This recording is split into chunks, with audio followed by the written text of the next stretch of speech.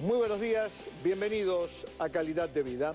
Nadie duda que vivimos en un mundo diferente, en un mundo globalizado del que no escapan ninguno de los grupos etarios, ni los niños, ni los adolescentes, ni los adultos. Pero hoy vamos a centrar en los cambios sustanciales en la preadolescencia, de los 9 a los 12 años, y cómo confrontan estos preadolescentes con el mundo adulto.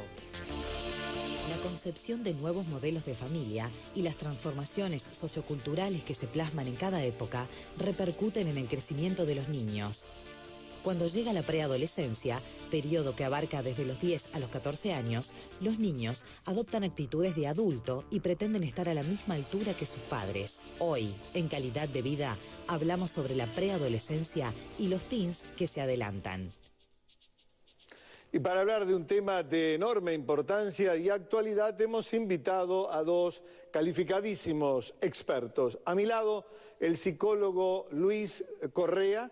Él es además director de un prestigioso instituto educativo de nuestro medio, el Colegio Juan Zorrilla de San Martín, de la Congregación de los Hermanos Maristas, y a su lado otro calificado referente que es el psicólogo Roberto Balaguer. Muy buenos días a ambos, gracias por estar.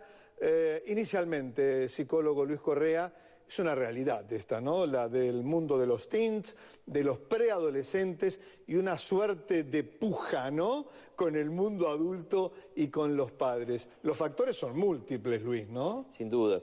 Es interesante, ahora que usted hacía referencia a mi condición de director de liceo, sí. Ya con más de 20 años en la tarea, hay un momento crucial en la etapa de todas las personas y de la entrada de la adolescencia, que es el primer año de liceo. Y a lo largo de los años, charlando con el equipo, donde hay otros veteranos como yo, que hace tiempo que trabajamos con esta edad, con ese grupo, generalmente la transición, podríamos decir, de la infancia a la adolescencia se producía o se produce desde el punto de vista biológico en ese transcurrir del primer año de liceo, pero el tipo de conflictos que se presentan o de dificultades que se dan han ido apareciendo en primer año lo que antes veíamos en un segundo, en un tercer año, ¿no? Se ha ido como acelerando, conflictos de convivencia, conflictos de confrontación con el docente, de repente falta de disponibilidad para el estudio, cuestionamiento de las razones por las cuales se da tal o cual cosa, que a veces puede tener algunos matices interesantes y que puede llevarnos a reflexionar sobre la pertinencia de aquello que estamos haciendo en la tarea educativa, pero que muchas veces tiene un poco ese matiz de la confrontación, de, digamos así, como probar fuerzas, ¿no? Como medir fuerzas. Roberto, siguiendo un poco el pensamiento que coincidimos plenamente de Luis, esta confrontación que él hablaba y que él vive como director del instituto educativo, se da obviamente con los padres, se da en el hogar. Se da con todos los adultos. Con el mundo adulto, como porque decíamos. Seguramente, Luis, vos también verás que la relación de esos chiquilines con sus docentes de primer año no es la misma que tenían hace 20 años. Hace 20 años el profesor era una figura respetada. Entonces, digamos, todas las figuras de autoridad, profesor, incluso maestra anteriormente, padre, ese lugar de autoridad es un lugar muy socavado hoy culturalmente. Y en parte también porque nadie quiere mandar. En última instancia, lo que uno ve como contracara a esto, que a los padres también les cuesta a ellos mismos dejar de ser teens. Digamos, estos que no son quieren serlo y los otros que no son también quieren serlo. Entonces, es un momento de encuentro bastante interesante porque lo que se da a veces es una discusión que parece que todos fueran adolescentes.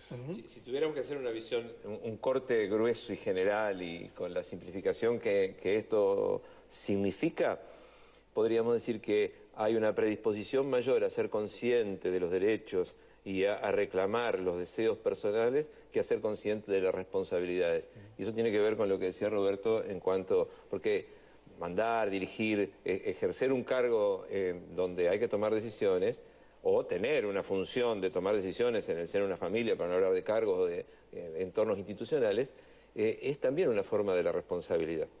Y entonces, Luis y Roberto, los padres eluden esa responsabilidad que está en la tapa del libro. Si el padre no impone autoridad frente al hijo, ¿qué será de ese hijo, no verdad? irá para cualquier destino, tomará cualquier sendero, Roberto. Lo que pasa es que hoy, digamos, una de las cosas que cuando uno le consulta a los padres, ¿no? ¿Qué querés que sea tu hijo cuando sea grande? ¿O qué querés para tu hijo en este tiempo? Y lo primero que te dicen es, quiero que sea feliz. Entonces ahí hay una confusión. Seguramente hace 50 años a un padre que le preguntaran eso, la respuesta no iba a ser feliz. Que fuera una persona de bien, ¿no? Que fuera bancario, que fuera determinadas cosas, pero no feliz, no era un planteo. Y hoy, digamos, en el mundo occidental, ¿no? Se entiende que los niños deben ser felices. Y eso va a caballo entonces de evitarle las mayores frustraciones posibles. Y ahí se da la confusión entre, digamos, poner límites que implica necesariamente insertar la frustración. Pero ojo, no a los 9 años o a los 12, implica desde que nace, pero o sea, desde ese periodo. Entonces, los padres, en pos de generar la felicidad en sus hijos, a veces se olvidan que parte de la felicidad o parte más bien del bienestar pasa por poderle poner determinados límites que oficien como sostén para estos chiquilines y no que estén sin rumbo, a veces pidiendo cosas que no necesariamente quieren, porque a veces lo que en definitiva quieren en esa protesta, en esa confrontación, es que alguien les ponga límites. El síntoma característico que dice Roberto es ese chico o chica que reclama, pide algo y una vez que lo obtiene rápidamente se aburre o pasa, ¿no? Es decir, ahí hay que hacer una lectura un poco más profunda desde el punto de vista psicológico, ¿no? A veces el objeto que se reclama, que se solicita, que se desea, está de alguna manera cubriendo otra demanda más profunda que tiene que ver con la atención, con el cariño, con el ser reconocido como tal.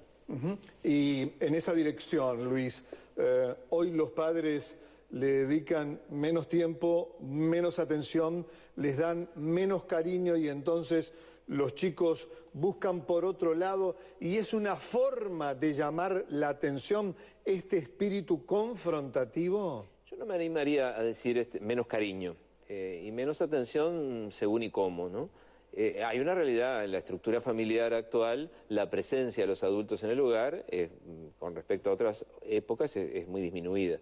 Es menor. Es menor. Por lo tanto, los chicos pasan gran parte del día o solos o en manos de personas que los cuidan, que con el mayor cariño, pero en el mejor de los casos, pero sin el ejercicio de la responsabilidad que implica la paternidad, la maternidad. Eso sí es una realidad. Pero yo creo que lo que hay, más allá de eso, es una cierta perplejidad de la función paterna. Porque en realidad estamos hablando de un tipo de confrontación porque la vemos referida a la preadolescencia que es prematura. Ahora, ¿no es necesaria la confrontación para constituir un ser humano adulto? Por supuesto que sí.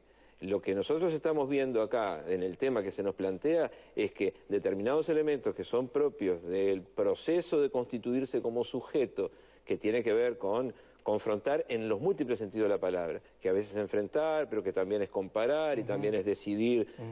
Pero para que esto sea posible es necesario que ocurra en un momento en que el sujeto esté suficientemente maduro como para poder hacerlo. Y además que tenga una familia que sea capaz de sostener constructivamente esa confrontación.